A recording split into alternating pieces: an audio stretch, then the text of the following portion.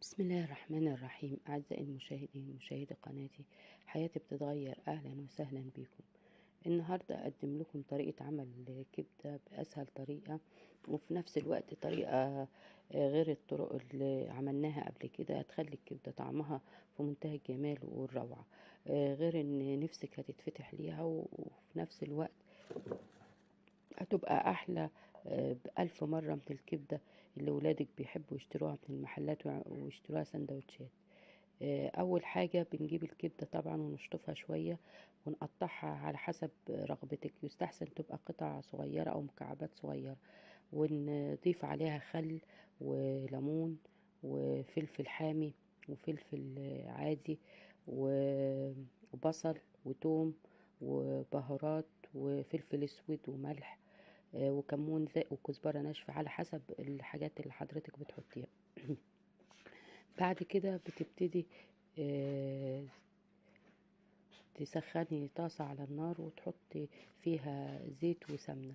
الزيت هيخلي الكبدة تتحمر بسرعة، وفي نفس الوقت السمنة هتدي طراوة وطعم للكبدة. ولازم تسخني الزيت كويس او المادة الدهنية كويس، وبعدين تبتدي تضيفي الكبدة المتبلة عشان تديها صدمة.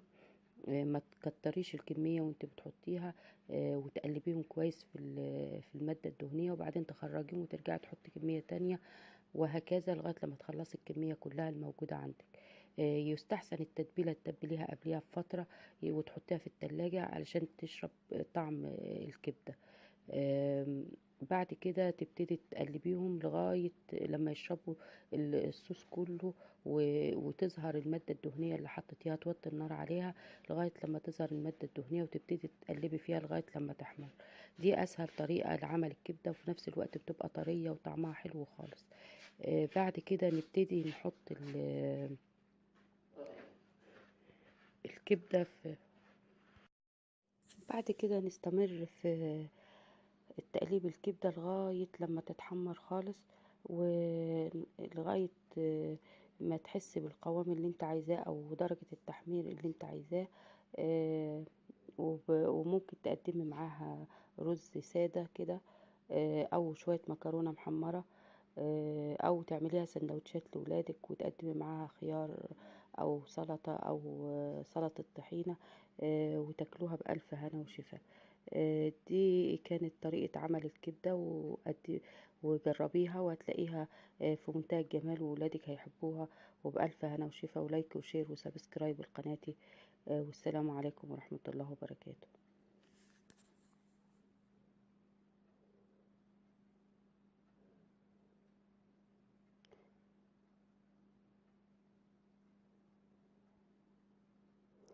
وأتمنى أنكم اللي ما عملش اشتراك للقناة يعمل اشتراك للقناة.